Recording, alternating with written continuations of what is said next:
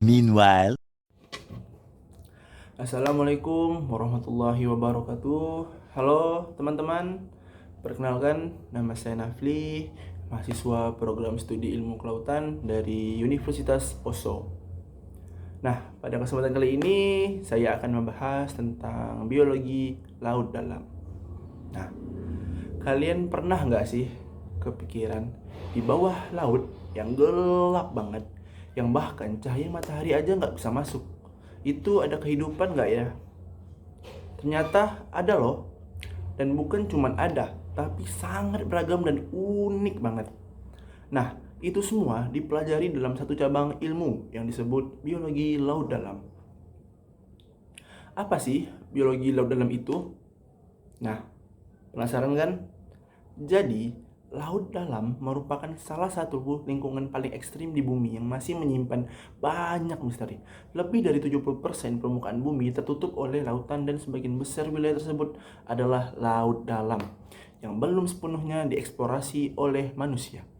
Biologi laut dalam mempelajari kehidupan organisme yang hidup pada kedalaman laut yang sangat dalam dengan kondisi lingkungan yang berbeda jauh dari permukaan.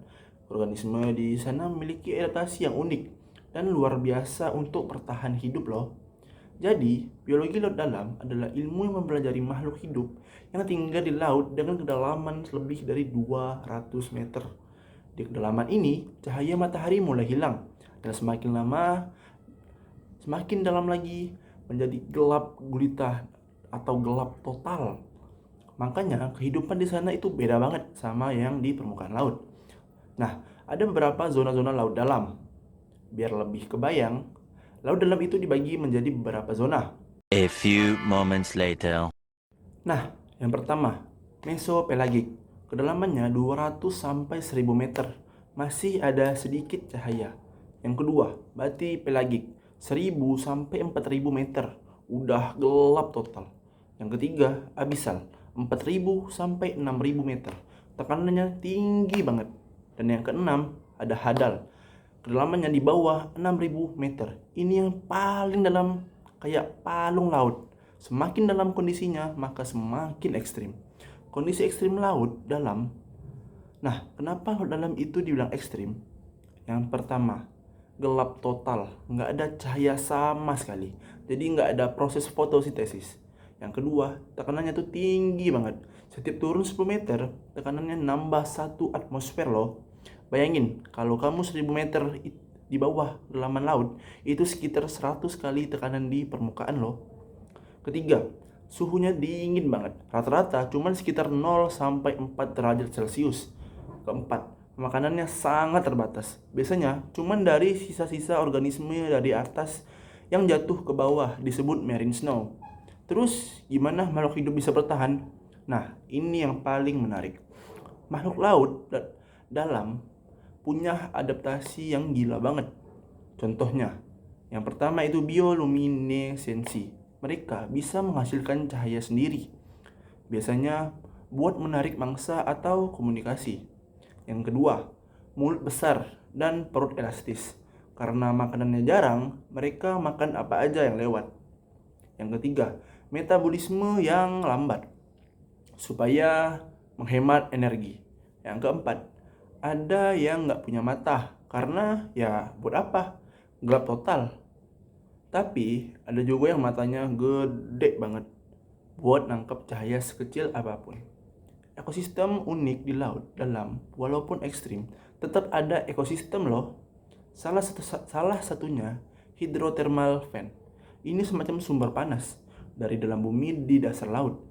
Di sini ada bakteri yang bisa hidup tanpa cahaya, pakai proses yang namanya kemosintesis.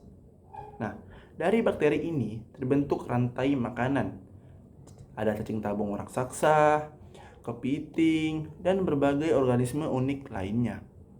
Selain itu ada juga cold ship, yaitu rembesan gas dari dasar laut yang juga jadi sumber energi bagi organisme. Contoh hewan laut dalam, nah ada beberapa hewan laut dalam yang terkenal yaitu anglerfish yang punya lampu di kepalanya yang bersinar terang. Ada giant squid, cumi-cumi raksasa misterius. Terus ada vampire squid, hidup di zona minim oksigen. Terus ada juga cacing tabung raksasa, hidup di ventilasi panas. Nah, bentuknya kadang serem, tapi sebenarnya itu bentuk mereka untuk beradaptasi loh. Nah, kenapa laut dalam penting? Walaupun jauh dari kita, laut dalam itu penting banget. Yang pertama, menyimpan karbon, bantu mengurangi pemanasan global. Yang kedua, punya banyak spesies yang belum ditemukan. Dan yang terakhir, jadi sumber penelitian ilmiah dan bioteknologi.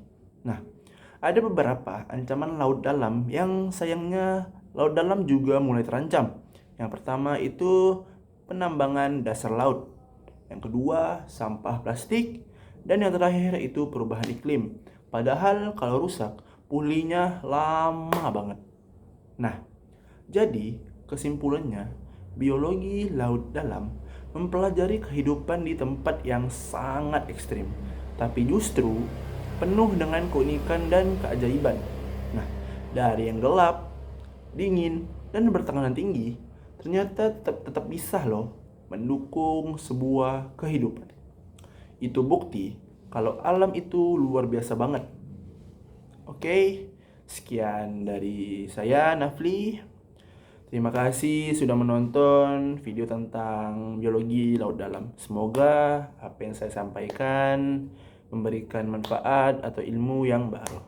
Mohon maaf bila ada salah kata, kurang lebihnya mohon maaf. Wabillahi taufiq wal hidayah. Wassalamualaikum warahmatullahi wabarakatuh. Saya Nafli, pamit undur diri. Semoga kalian suka. Oke guys, see you next time. Bye.